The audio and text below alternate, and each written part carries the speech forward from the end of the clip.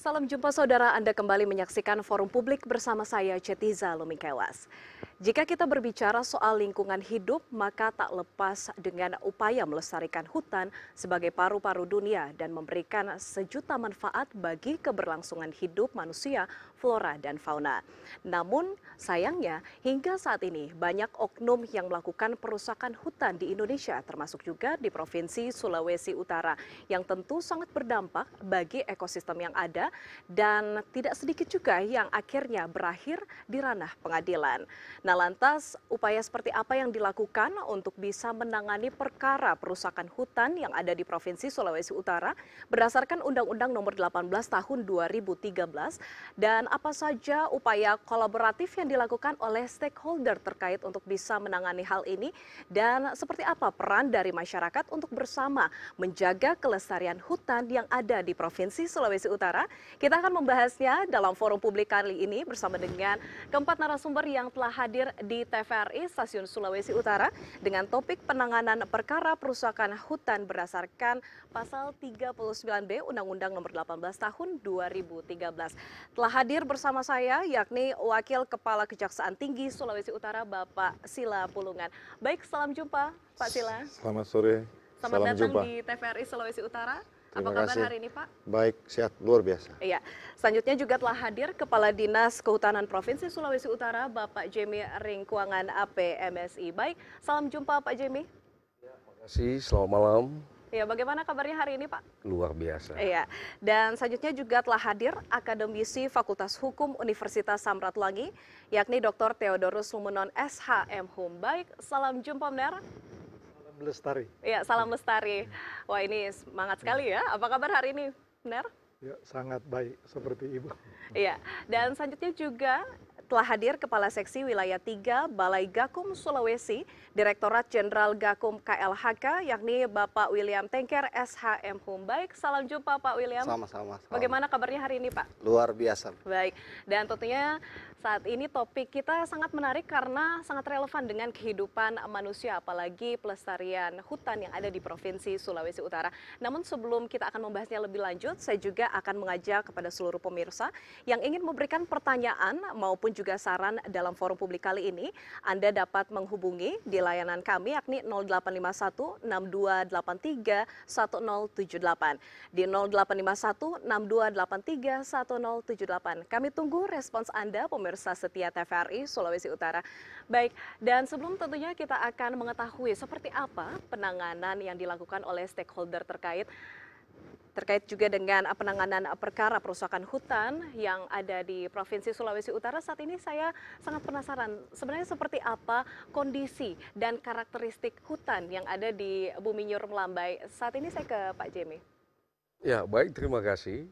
Menarik sekali berbicara masalah perlindungan hutan di Indonesia, khususnya kami di Provinsi Sulawesi Utara. Berdasarkan surat keputusan Menteri LHK, ya, jadi kita lihat dasarnya dulu. Penetapan hutan dilakukan oleh tim tata batas yang dimiliki oleh Kementerian Lingkungan Hidup dan Kehutanan Republik Indonesia. Di Sulawesi Utara ada putusan Menteri menetapkan luas hutan di Sulawesi Utara kurang lebih sebesar 764.000 lebih. Ya. Dan dari 15 kabupaten kota lebih banyak di Bolang Mongondo Raya. Ya. Hutan di Sulawesi Utara dibagi hutan konservasi dan hutan lindung. Ya, hutan konservasi ada berbagai macam, termasuk cagar alam. Kita punya cagar alam yang luar biasa. Di Bitung juga ada Tangkoko Batu Angus. Ya. Nah, kewenangan pemerintah provinsi adalah pada kawasan hutan lindung dan turunannya. Di kawasan hutan lindung ada hutan produksi dan hutan produksi terbatas, termasuk kawasan mangrove yang memiliki luasan yang lumayan ya di Provinsi Sulawesi Utara. Nah, dari karakter itu pada intinya di Provinsi Sulawesi Utara kebanyakan hutan tropis, ya, hutan yang menyimpan bioservity yang luar biasa, ya, baik itu flora dan fauna endemik Sulawesi Utara. Tadi saya sangat bangga ketika masuk di ruangan ini, ya, melihat tarsius sebagai produk utama Provinsi Sulawesi Utara Tarsius spectrum adalah hewan langka endemik asli Sulawesi Utara. Itu ada banyak di kawasan-kawasan hutan yang ada di daerah kita. Kemudian akses ke hutan memang dijaga, dilindungi oleh undang-undang. Ya, dari zaman Belanda, Jepang sampai kemerdekaan saat ini. Dan saat ini pemerintah secara aktif dan masif ya berupaya menjaga kelestarian hutan itu. Ya, meskipun terjadi deforestasi di mana-mana, ya, tetapi kemudian pemerintah menetapkan regulasi yang betul-betul menjamin keberlangsungan lingkungan, termasuk hutan yang ada di Provinsi Sulawesi Utara dengan melakukan reforestasi. Nah, berbagai macam bentuk reforestasi kami lakukan, termasuk bagaimana menjaga lingkungan hutan ini agar punya daya saing, apalagi menyambut Volunet Sing 2030 nanti. Ya, kita akan berupaya menekan emisi gas rumah kaca. Ya, khususnya di Provinsi Sulawesi Utara kita sedang menyiapkan rencana kerja Volunet Sing 2030 dalam bentuk Renja Subnasional Sulawesi Utara. Nah, kita beruntung sekali di era saat ini emisi karbon gas rumah kaca, yang menekan gas rumah kaca, karbon sudah diperdagangkan secara global. Dan saat ini kita sedang menyusun rencana kerja yang masif, yang betul-betul bisa mengakomodasi apa kebutuhan Sulawesi Utara, termasuk masyarakat seputar kawasan hutan yang ada di Provinsi Sulawesi Utara. Baik, ini kita bisa melihat bahwa upaya pelestarian lingkungan, khususnya hutan, terus dilakukan melalui Volunet Sing maupun juga program Marijo Bakobong begitu ya, melalui pemerintah Provinsi Sulawesi Utara. Tapi kita juga tak bisa pungkiri bahwa memang ada masih banyak oknum-oknum yang melakukan perusakan hutan, seperti illegal logging atau pembalakan liar ya, dengan menebang pohon secara ilegal begitu, maupun juga tindakan-tindakan lainnya yang dalam bentuk pelarangan yang ada di Provinsi Sulawesi Utara. Nah, dari Kejati, ya tentunya di Provinsi Sulawesi Utara melihat hal ini seperti apa, Pak? Baik, sebelum saya bicara tentang melihat, kalau dulu kita dengar lagu Kus Plus, kita harus menyadari bahwa Indonesia ini kaya hayati, kan gitu ya. Orang bilang tanah kita tanah surga, ya. Tongkat dan kayu pun jadi tanaman. Nah, kita memahami dan mengetahui di Indonesia deforestasi cukup memprihatinkan. Tadi disampaikan Pak Kadis. Nah, bagian kita adalah penegakan hukum. Penegakan hukum dilakukan memberikan kepastian kepada masyarakat bahwa deforestasi jangan sampai terjadi lah, kan gitu. Nah, dulu kita punya Undang-Undang 4199 tentang lingkungan hidup. Karena itu dianggap tidak memadai dalam penegakan hukum, kemudian timbullah atau muncullah Undang-Undang 18/2013 tentang pencegahan dan pemberantasan perusakan hutan. Nah, undang-undang ini sudah 10 tahun. Nah, kenapa undang-undang ini muncul? Nah, kita semua harus memahami bahwa kehendak undang-undang ini adalah mencegah bahkan memberantas si perusak hutan nih. Ya, perusak hutan harus kita cegah. Nah, tetapi yang terjadi 10 tahun ini belum maksimal. Ada gap di situ. Ada gap sehingga tadi penegakan hukum dan kepastian hukum tidak terjadi. Masyarakat tidak terlayani dalam hal pencegahan hutan. Nah, di dalam Undang-Undang 18/2013 ini ada satu celah. Nah, ini celah yang akan kita, menurut hemat saya, kita diskusikan dan kemudian menjadi bagian dari kami di Kejaksaan ini untuk sebagai leading sector dalam menangani mencegah perusakan hutan. Nah, undang-undang ini spesial ini. Undang-undang ini sangat spesial, bisa dikatakan extraordinary. Ya. Karena di dalam undang-undang ini pencegahan perusakan hutan ini tindak pidananya harus didahulukan dari tindak pidana lain. Dia menjadi prioritas, ya toh. Nah, inilah harus menjadi atensi atau pengetahuan kita semua. Ya.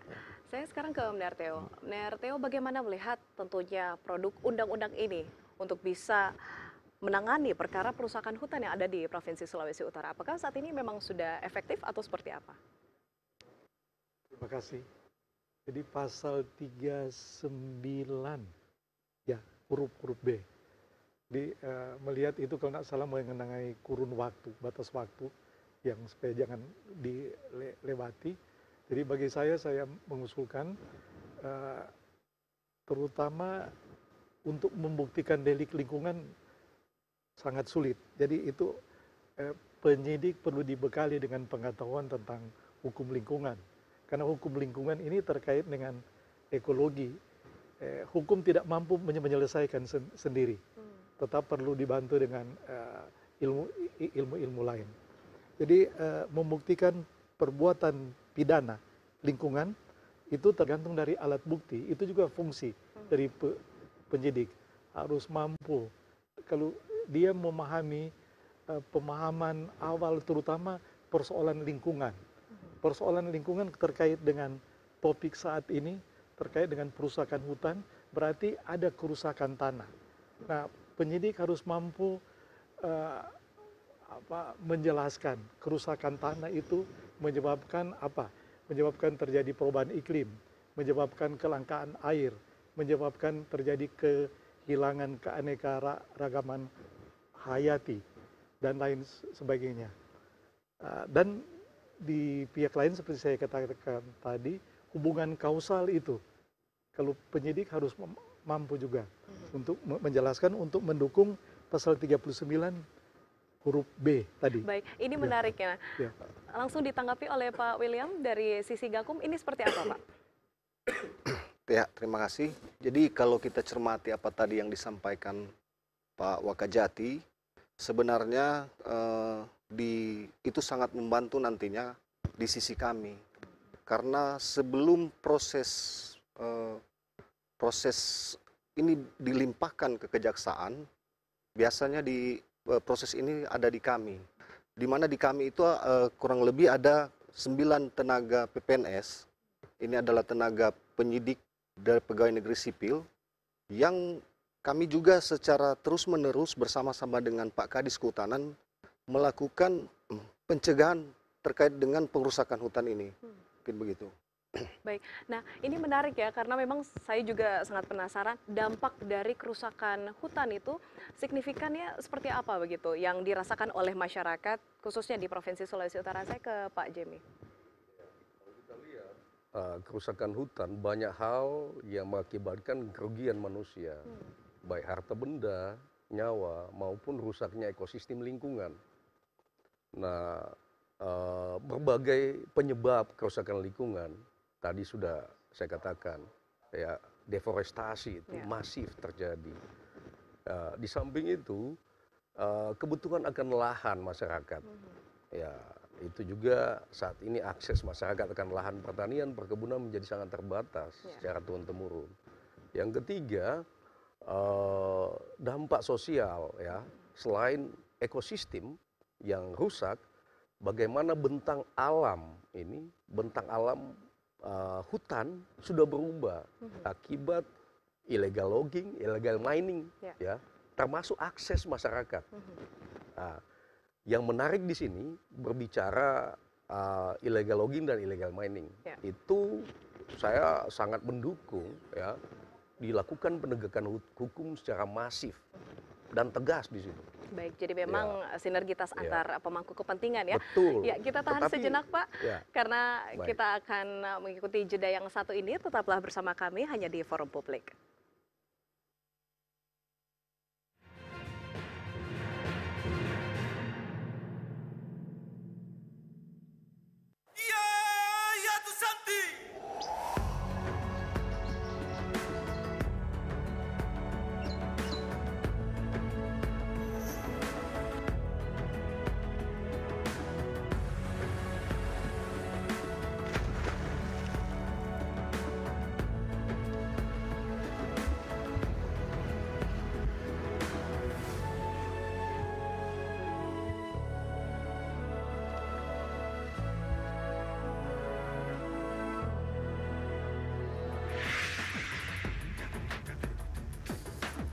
TVRI Media. Pemersatu bangsa. Reformasi birokrasi.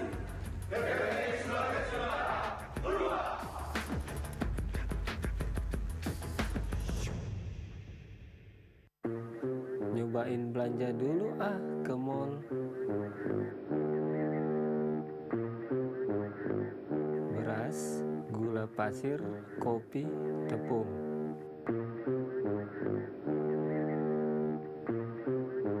Qualité is our recipe.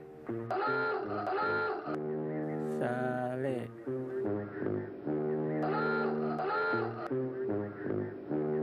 Soes, sor, cek. Di mana sih harus belanja?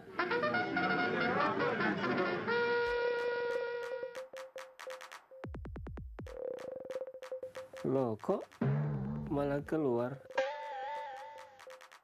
Pakailah bahasa Indonesia yang baik dan benar, biar saya tidak tersesat.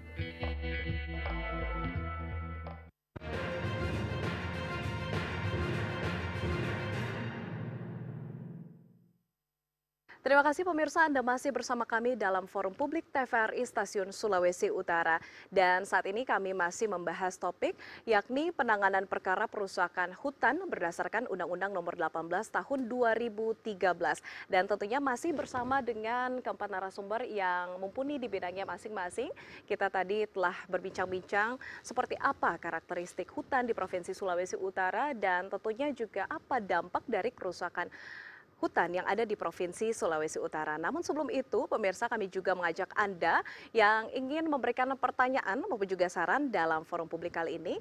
Anda dapat menghubungi di layanan interaktif kami yakni di 0851 6283 1078.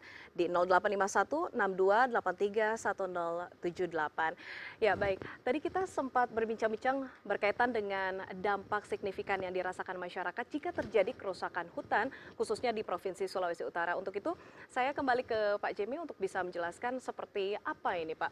Tentu dampak yang bisa dirasakan jika terjadi hal seperti ini. Ya, baik. Terima kasih. Meneruskan pernyataan saya tadi bahwa dampak yang ditimbulkan itu ekosistem lingkungan akan rusak, ya, mengakibatkan kepunahan, baik itu flora dan fauna endemik. Di samping itu ada perubahan bentang alam.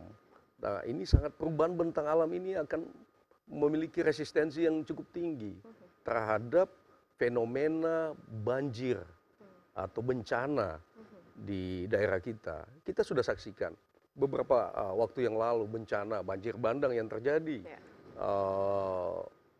berkurangnya air, ya, pasokan air, ya, dan berbagai hal lainnya. Yang paling menarik di sini bagaimana upaya kita memitigasi sebenarnya, ya, melibatkan seluruh komponen masyarakat, seluruh stakeholder agar betul-betul sadar dan peduli akan dampak yang diciptakan akibat rusaknya lingkungan dan hutan saat ini. Nah, Pak Wakajati, Pak Sila tadi sudah menawarkan suatu konsep yang sangat menarik menurut kami, ya, suatu konsep kolaborasi, ya, ada tata kelola kolaborasi dalam rangka bagaimana melakukan penindakan atau penanganan hukum terhadap pelaku tindak pidana perusakan hutan. Baik. Nah, ini menurut kami sebuah konsep yang sangat memiliki makna dalam penyelesaian berbagai kasus perusakan hutan yang ada di Provinsi Sulawesi Utara. Iya, dan selanjutnya ini berkaitan dengan sinergitas maupun juga kolaborasi. Nah, upaya penindakan maupun juga pencegahan seperti apa yang dilakukan oleh pihak dari Kejaksaan Tinggi Sulawesi Utara untuk bisa menangani hal ini?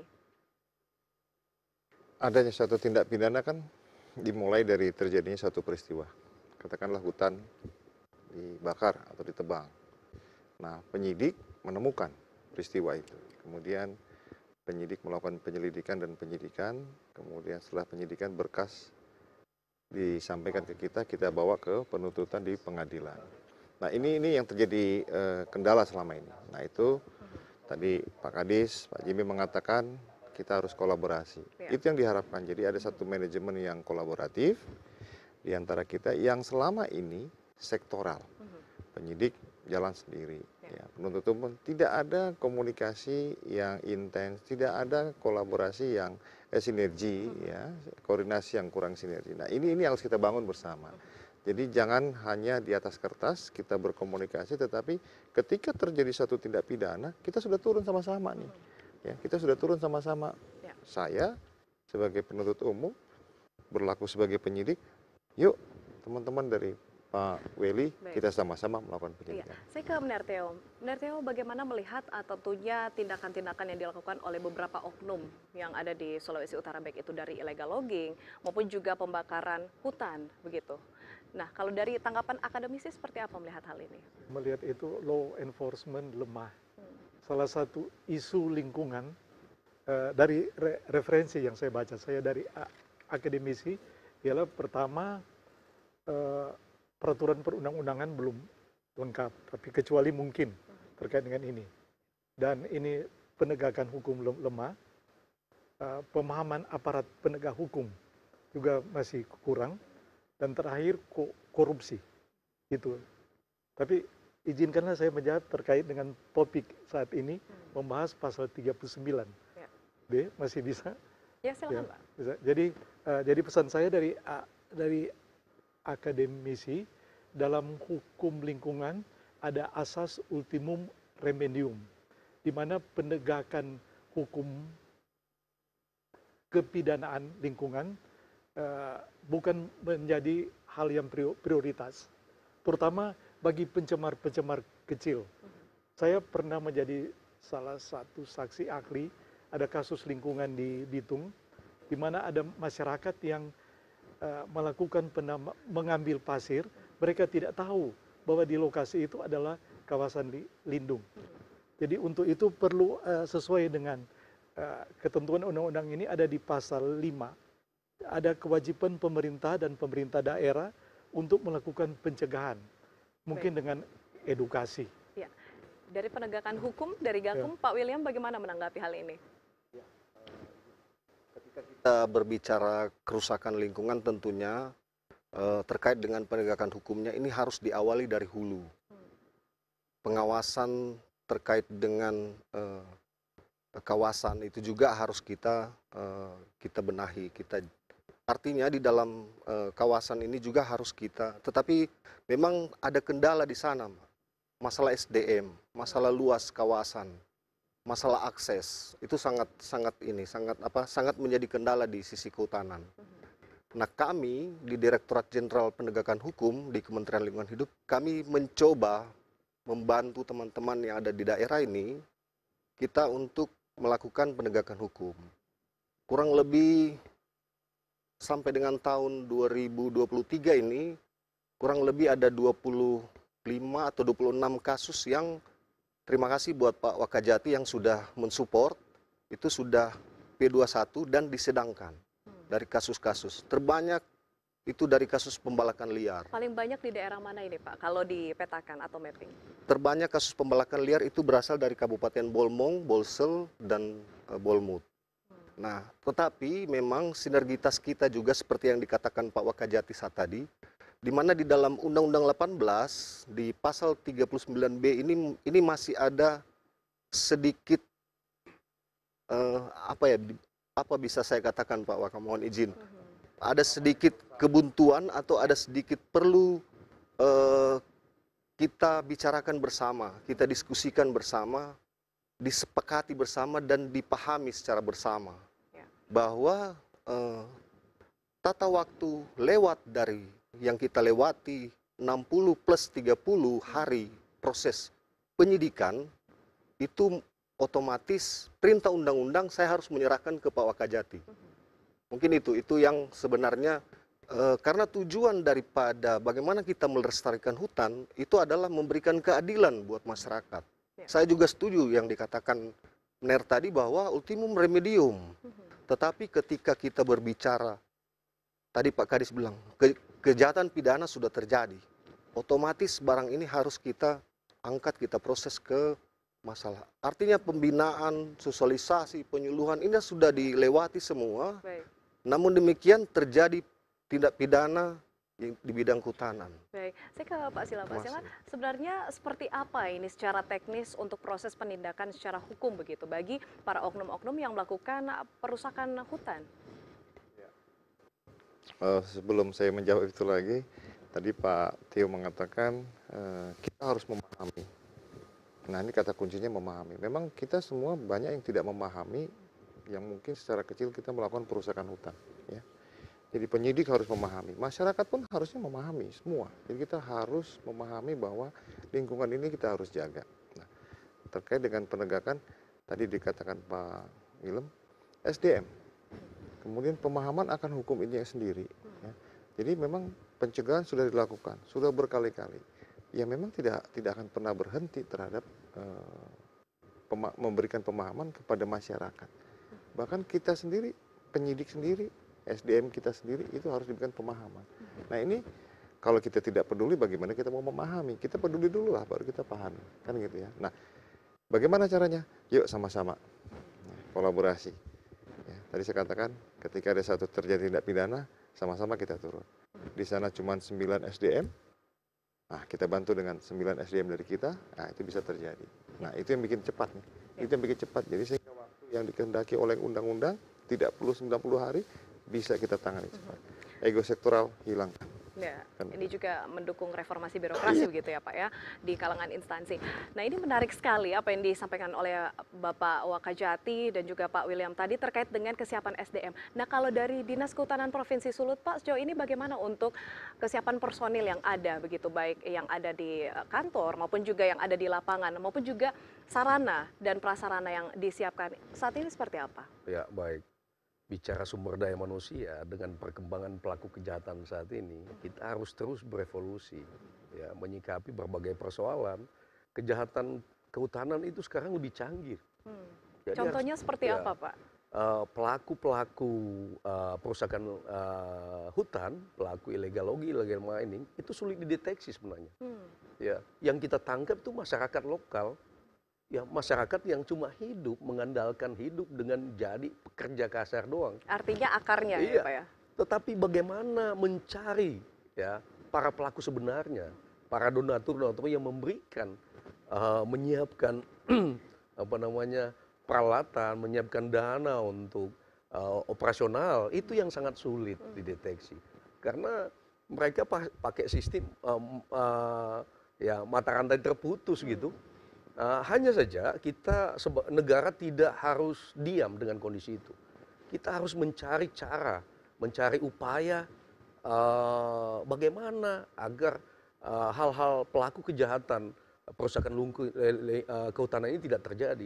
Nah apa yang ditawarkan oleh Pak Wakajati, oleh Pak Sila Pulungan, saya rasa adalah satu solusi alternatif terhadap upaya penegakan hukum di bidang kehutanan, khususnya pada pasal 39B. Di Undang-Undang 18 2013 itu. Bagaimana ada tata kelola yang kolaboratif di situ. Sorry to say, masalah waktu yang terbatas seperti yang disampaikan oleh Pak William tadi. Ya, 60 plus 90 hari. Dengan tata kelola yang kolaboratif, itu bisa selesai. Saya yakin dan percaya bisa selesai sebelum itu. Sebelum kasusnya dari penyidik PPNS dilimpahkan ke kejaksaan itu sudah bisa. Nah, saya sangat sependapat. Dalam Undang-Undang 18 2013 juga ada satu pasal sebenarnya yang sebenarnya sudah dijawab oleh Pak Sila dengan lahirnya konsep beliau ini. Ya. Ini jawaban terhadap legal standing undang-undang yang sampai saat ini negara belum mengeluarkan. Ada pasal 54 di dalamnya bahwa di situ setelah diterbitkan undang-undang ini minimal 2 tahun negara harus menyiapkan suatu lembaga kolaboratif. Baik. Ya, yang mampu menangani perkara penegakan hukum ini secara bersama-sama dalam suatu metode tata kelola manajemen kolaboratif. Di dalamnya ada tata waktu. Nah, yang menjadi permasalahan di 39B ini adalah tata waktu. Dengan adanya manajemen kolaboratif ini, saya yakin dan percaya apa yang disajikan Pak Sila bisa menjawab itu. Terima Baik. kasih. Nah, kalau dari Mnerteo, bagaimana tanggapannya terkait dengan ini kendala tata waktu yang sementara saat ini juga terus diupayakan begitu ya, terus diperbaiki maupun juga ditingkatkan oleh stakeholder terkait. Ya, ini sebenarnya baik sekali. Sebenarnya saya ingin tanya, apa sudah ada surat keputusan bersama antar instansi Pak Sila? Karena ini sangat mendukung tujuan hukum, keadilan, kepastian, dan kemanfaatan. Dengan waktu yang saya baca, berapa 30, 60, saya kira sangat bagus ya. Tapi apa itu sudah ada keputusan bersama? Atau Kami menyikapi seperti yang disampaikan Pak Kadis di pasal 54, harusnya memang ada lembaga. 2 tahun harus ada. Bagaimana melihat bahwa 2 tahun tidak ada lembaga kemudian ini harus berjalan? Nah, selama ini kami memakai satu pedoman di internal yang memang juga bisa dalam tanda kutip sama-sama terpakai atau digunakan oleh eksternal, dalam arti dari Gakum, teman-teman WELI. Selama ini sudah berjalan, namun tidak semua memahami masalahnya begini. Jadi di daerah punya karakteristik berbeda. Teman-teman SDM pemahamannya kalau ketemu yang sudah memahami cepat itu Pak, cepat sekali. Nah, itu yang diharapkan ketika terjadi tata kelola manajemen yang kolaboratif. Kehendak undang-undang untuk ini memberantas dengan satu perusahaan hutan dengan cepat gitu, itu terwujud. Gitu. Nah, kalau kami sudah ada pedoman itu yang inilah salah satu bentuk kita sampaikan kepada masyarakat juga, kita kolaborasi. Nah, gitu. Ya, baik. Saya ke Pak William. Pak, bagaimana melihat tentunya sejauh ini terkait dengan edukasi maupun juga pemahaman dari masyarakat terkait dengan implementasi undang-undang dalam rangka untuk bisa menangani perkara perusakan hutan yang ada di Sulawesi Utara? Apakah saat ini sudah memang efektif atau perlu ditingkatkan lagi, Pak? Jadi begini, sebenarnya tujuan dibentuknya undang-undang ini adalah mungkin terkait dengan keteraturan, benar ya. Bahwa undang-undang itu mengatur masyarakat bagaimana dia bertindak, bagaimana dia berperilaku. Itu intinya. Tujuannya kalau Undang-Undang 18 sebenarnya adalah kelestarian kawasan, kelestarian hutan itu sendiri. Ending akhirnya itu adalah untuk kesejahteraan. Ini perintah dari Undang-Undang Dasar 45. Tentunya semua mengarah ke sana. Nah, kembali lagi di yang dikatakan tadi Pak Wakajati, bagi kami sebenarnya, mohon maaf Pak Wakajati, saya membaca 39B ini ada ketakutan di kami, ada ketakutan juga di pihak kejaksaan. Ketika belum ada pedoman atau belum ada regulasi yang tepat terkait dengan penyelesaian perkara yang ditangani. Ketika mempergunakan Undang-Undang 18, bagaimana kita mewujudkan kelestarian kawasan, kelestarian hutan, dan kesejahteraan masyarakat, tetapi ada ini. Mudah-mudahan dengan kita duduk bersama ini, dengan program Pak Wakajati ini, kita bisa mencari solusi bagaimana kemudian kawasan ini bisa lestari, masyarakat bisa sejahtera. Ya, tentunya kita juga memberikan apresiasi begitu ya terhadap stakeholder terkait, termasuk juga dari Kejaksaan Tinggi Sulawesi Utara melalui upaya Mayangkola ini, ya manajemen yang kolaboratif untuk penanganan perkara perusakan hutan di Sulawesi Utara. Dan selanjutnya, Pak, bagaimana bentuk edukasi maupun juga sosialisasi kepada masyarakat agar masyarakat memang betul-betul mengerti sebenarnya dampak apa jika melakukan perusakan hutan, karena mungkin sebagian dari masyarakat juga masih belum memahami terkait dengan hal ini tentunya. Kalau kami dengan stakeholder dalam kaitan penegakan hukum ini tentunya dengan teman-teman dari Dinas, kemudian dari Gakum, ya kami harapkan ya sinergi, sering ketemu, ya sering diskusi, ada forum, ada FGD kan gitu ya. Tetapi kalau dari kami sendiri, dari program yang kita lakukan, kita punya namanya Jaksa Menyapa. Jaksa Menyapa ini baik melalui RRI, bahkan berharap dari TVRI ini, juga Jaksa Masuk Desa kita punya. Nah, forum itu kita pakai untuk mensosialisasikan. Dan itu bagian dari juga upaya pencegahan. Jadi mencegah dini. Jadi sosialisasi ataupun datang ke masyarakat, ke desa, Itu kan pencegahan juga. Kita berikan pemahaman yang benar. Lu janganlah begini, jangan begini. Jangan mereka lakukan dulu baru kita cegah kan begitu. Atau kita sosialisasikan. Mereka nggak tahu kan gitu. Ya. Karena undang-undang kalau udah diundangkan semua dianggap tahu kan. Padahal kita tidak baca sama sekali kan. Kan gitu. Baik, nah ini juga menarik ya karena memang saat ini KLHK sementara gencar sekali untuk menyosialisasikan program Volunet Sync 2030 atau sebuah kondisi yang ingin dicapai melalui serapan emisi gas rumah kaca. Ini yang berkontribusi dari sektor kehutanan maupun juga pemanfaatan lahan yang ada. Nah saat ini tentu untuk penerapan programnya seperti apa ini tentu Pak Kadis di Provinsi Sulawesi Utara?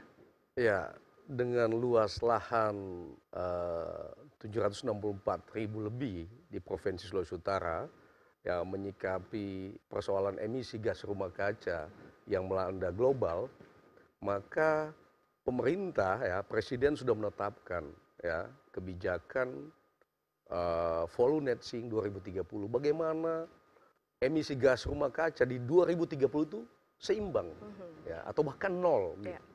Nah, pemerintah saat ini, termasuk kami pemerintah provinsi di semua daerah, sementara menyiapkan ya Renja Subnasional Sulawesi Utara.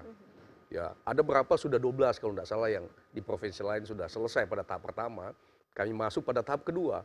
Nah, di rencana kerja itu memuat rencana aksi ya FOLU ya Forest Other Land Use ya. Jadi bukan hanya hutan, ya akan kita buatkan rencana aksi itu, termasuk lahan juga, lahan kritis maupun lahan milik masyarakat.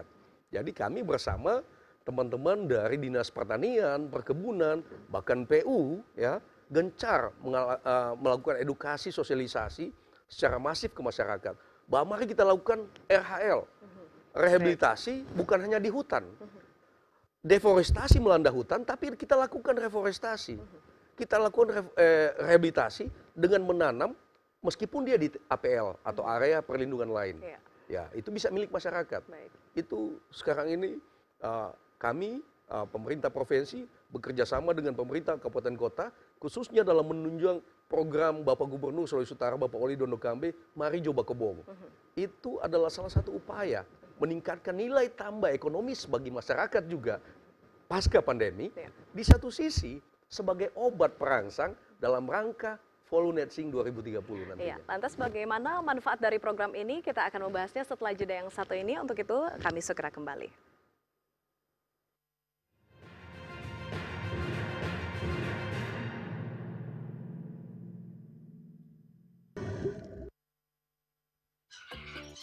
Teman, kenalkan, namaku Cassius, binatang pelimata atau monyet terkecil di dunia.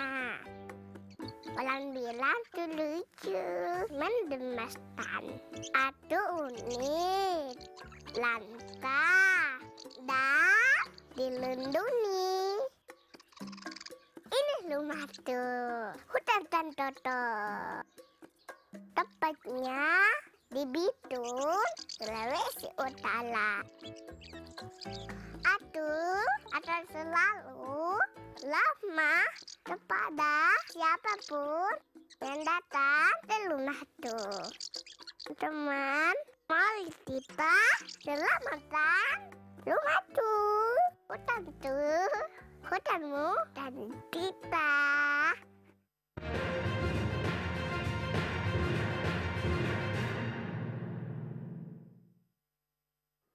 Anda kembali menyaksikan Forum Publik bersama saya Cetiza Lumikewas dan saat ini kami masih membahas berkaitan dengan penanganan perkara perusakan hutan berdasarkan pasal 39B Undang-Undang Nomor 18 Tahun 2013 bersama dengan 4 narasumber kami di studio TVRI Stasiun Sulawesi Utara.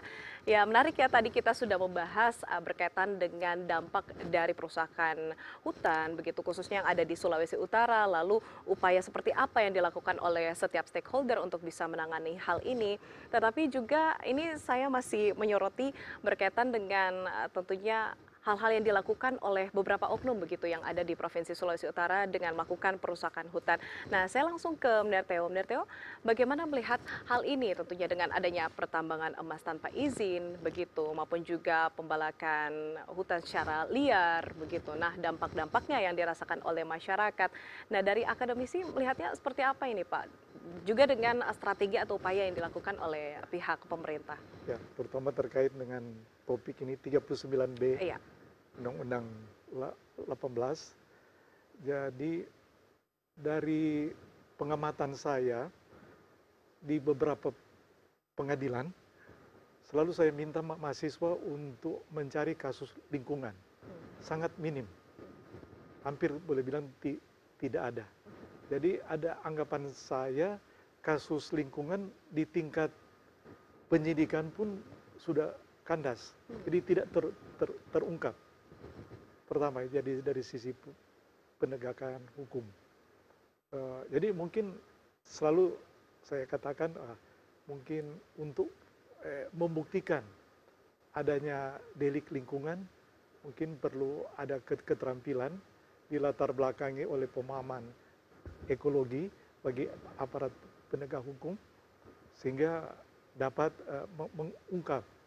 Atau dari referensi juga yang saya baca, tata kelola pemerintah yang baik peduli lingkungan di Indonesia belum begitu baik menurut saya dari referensi yang saya baca. Jadi kebijakan polisi belum berpihak pada pelestarian alam. Nah, dan dari aspek juga partisipasi masyarakat, peran serta masyarakat menurut saya berapa kali menjadi saksi ahli di pengadilan bahwa masyarakat tidak memahami, tidak tahu. Jadi memang ketentuan ada gium dalam ilmu hukum, undang-undang yang sudah dimuat di lembaran negara dianggap semua tahu. Tapi khusus untuk hukum lingkungan, undang-undang lingkungan bagi kami itu kurang tepat. Karena perlu ada peran serta masyarakat. Jadi masyarakat taat pada hukum bukan karena takut ada sanksi, tapi masyarakat taat pada hukum karena masyarakat merasa ada manfaat. Jadi ya, dalam pelestarian lingkungan juga diharapkan demikian. Baik, kalau dari Pak William, ini seberapa penting peran serta dari masyarakat untuk bisa menciptakan lingkungan yang asri, terutama juga untuk bisa tetap menjaga hutan yang ada di Sulawesi Utara? Iya, terima kasih. Jadi kalau saya memandang bahwa kalau kami dari sisi penegakan hukum itu memandang bahwa kalau ditanya seberapa penting, bagi kami itu penting sekali. Karena ketika kita mengatakan, mohon maaf saya selalu ini karena kami itu penyidik rata-rata. Pemenuhan unsur pasal itu harus memang betul-betul dilakukan atau istilahnya betul-betul diketahui unsur kesengajaannya. Biasa kalau kami dengan rekan-rekan Pak Wakajati ini, teman-teman jaksa, unsur sengaja. Sehingga kalau dikatakan pengetahuan masyarakat terkait dengan bagaimana dia melakukan, kemudian dia melakukan kerusakan, itu harus betul-betul dia pahami. Makanya memang sangat penting juga proses-proses penyuluhan, proses-proses pembinaan, kunjungan ke masyarakat, baik dari petugas kehutanan ke pihak-pihak masyarakat untuk membantu menjelaskan bagaimana apa-apa saja yang menjadi regulasi di dalam kawasan itu sangat penting. Memang tugas dari Pak Kadis ini cukup berat buat masyarakat di sekitar kawasan hutan khususnya. Iya, berkaitan dengan pertanyaan tentunya bagi Pak Wakajati maupun juga Pak Kadis ini selaku stakeholder, ini ternyata kita juga mendapat pertanyaan dari pemirsa yang tentunya menyaksikan melalui YouTube. Ini dari Bapak Jeffrey Tarore. Pertanyaannya, kami masyarakat SEA mohon izin untuk meminta waktu bertanya kepada Wakajati dan Kadis Kehutanan Provinsi Sulawesi Utara. Apakah masyarakat yang menjaga, melindungi, dan melestarikan lingkungan hidup, termasuk kawasan lindung hutan mata air Kolongan Desa SEA, ada yang dipenjarakan? Selanjutnya, kami masyarakat memohon kepada Bapak dan lembaga hukum terkait untuk membebaskan masyarakat kami yang saat ini dipenjarakan karena melindungi, menjaga hutan dan mata air di desa kami. Nah, saya langsung ke Pak Wakajati, Pak, untuk bisa menjawab pertanyaan ini? Terima kasih Pak Jeffrey. Pak Jeffrey, terima kasih informasinya. Untuk data yang Bapak sampaikan ini, saya akan telusuri. Artinya saya belum dapat data yang pasti. Ya. Sepengetahuan saya, selama bertugas di Sulut ini, belum ada tindak pidana itu sampai di kami. Jangan khawatir, datanglah ke kantor Kejaksaan Tinggi Sulawesi Utara di Jalan Proklamasi, temui saya. Nah, laporkan masalah ini kalau memang itu menjadi tindak pidana atau yang dianggap itu merusak. Ya. Nah, tetapi laporan itu tentu dengan dokumen yang kuat, artinya akurat. Jadi bukan hanya karena salah satu ketidaksukaan begitu. Ya. Tapi ingat juga masyarakat juga harus memahami. Kadang masyarakat melakukan tapi menganggap itu tidak melakukan karena tidak tahu bahwa sebenarnya apa yang dilakukan adalah melanggar. Ya, kan gitu. Ya, baik. Saya ke Pak Kadi, silakan Pak. Selamat malam Pak Jeffrey. Terkait kasus di SEA ya. Saya beberapa kali mendapatkan laporan tentang kawasan yang ada di SEA. Kami punya KPH, Kesatuan Pengelolaan Hutan, yang berada di tingkat tapak. Ya, SEA masuk wilayah Minahasa, jadi ada di KPH 4. Nah, berdasarkan hasil investigasi kami, penetapan tata batas hutan ya yang di SEA itu tidak masuk di kawasan hutan lindung. Ya. Tetapi kawasan perlindungan. Nah, kami sudah menyarankan berapa kali ke teman-teman di desa SEA agar menetapkan peraturan desa bahwa lokasi itu adalah kawasan perlindungan mata air yang untuk menghidupi kemaslahatan masyarakat di wilayah tersebut. Itu patut dijaga, patut dilestarikan. Kalau itu tidak terkait dengan kawasan hutan, Dinas Kehutanan tidak punya kewenangan di situ. Baik. Apalagi dalam area penggunaan lain. Ya, ini harus dibedakan. Kawasan perlindungan yang notabene APL atau area perlindungan lain bukan kawasan hutan. Ya. Oleh sebab itu kami mengedukasi masyarakat agar menetapkan kawasan tersebut jadi kawasan perlindungan yang dibentengi dengan peraturan desa. Ini harus dikawal. Inilah gunanya fungsi pelibatan masyarakat seputar kawasan hutan. Baik. Demikian. Ya, semoga ini menjawab pertanyaan dari Pak Jeffrey di SEA ya. Dan ini tentunya ada juga pertanyaan yang masuk dari Eli. Nah, ini pertanyaan ke Pak William ya. Pak Tengker mau tanya, bagaimana sikap LHK Sulut khususnya Gakum dalam mencegah penambangan pasir ilegal dalam kawasan konservasi Bitung? Silakan Pak. Iya, Bu Eli ya. Ya, selamat malam Bu Eli. Jadi terkait dengan pertanyaan penambangan pasir, sebenarnya bersama-sama Pak Kadis kita juga sudah menertibkan di beberapa lokasi penambangan pasir ilegal di kawasan HL, kalau saya tidak salah HL Gunung Kelabat.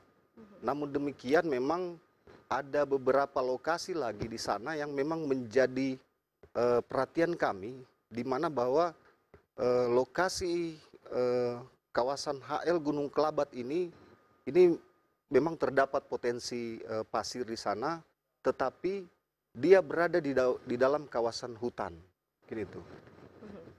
Baik, dan ini juga semoga menjawab pertanyaan dari Pak Eli begitu ya, yang ada. Ya, silakan dari Dinas Kehutanan. Kalau itu dalam kawasan hutan, Ibu Eli atau Pak Eli tadi ya? Ya, tidak dijelaskan ya, Pak. Ya. Ibu Eli atau Bapak Eli stop melakukan penambangan ilegal. Kalau itu di kawasan hutan kami akan turun ya. Kita jaga, kita lestarikan hutan kita. Saya tidak main-main dalam penegakan hukum.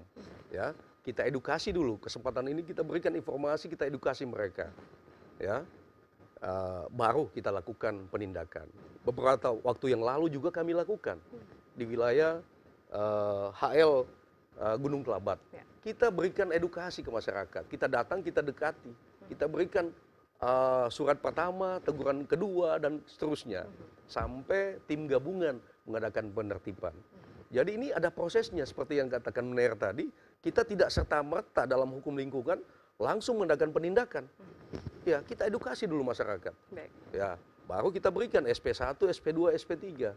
Dalam kurun waktu tertentu masih melakukan penambangan, baru kita tindaki. Baik, tentunya Mungkin ada demikian. standar Ya. operasional prosedur Betul, yang betul. tentu dilakukan begitu ya oleh instansi terkait. Dan terasa ini kita sudah berada di penghujung acara. Mewakili narasumber yang ada, saya ke Pak Wakajati untuk memberikan closing statement atau hal-hal penting begitu secara singkat bagi pemirsa TVRI Sulawesi Utara. Baik, terima kasih untuk memberikan kepastian hukum kepada masyarakat sehingga penegakan hukum itu berjalan dengan baik. Ini harus kolaborasi. Kami meyakini akan bisa kolaborasi itu, dan yakinlah kepada pemirsa atau masyarakat bahwa kolaborasi yang akan kami lakukan ini bisa melakukan pencegahan, pencegahan dan penegakan hukum kerusakan hutan tentunya. Jadi kolaborasi antara dinas, antara Gakum, bahkan informasi ataupun supervisi dari akademisi. Ya. Baik sekali. Baik, dan tentunya ini sinergitas harus tetap terjaga begitu ya, tetapi tidak hanya dari pihak stakeholder maupun juga dari pegiat lingkungan, tapi juga peran serta dari masyarakat untuk bisa menjaga lingkungan yang ada, khususnya kawasan hutan yang ada di Provinsi Sulawesi Utara. Baik, terima kasih banyak kepada narasumber kami yang telah hadir saat ini, yakni Wakil Kepala Kejaksaan Tinggi Sulawesi Utara Bapak Sila Pulungan, dan juga terima kasih Kepala Dinas Kehutanan Provinsi Sulawesi Utara Bapak Jemi Ringkuangan APMSI. Dan terima kasih juga Akademisi Fakultas Hukum Unsrat, Dr. Theodorus Lumunon SHM Hum.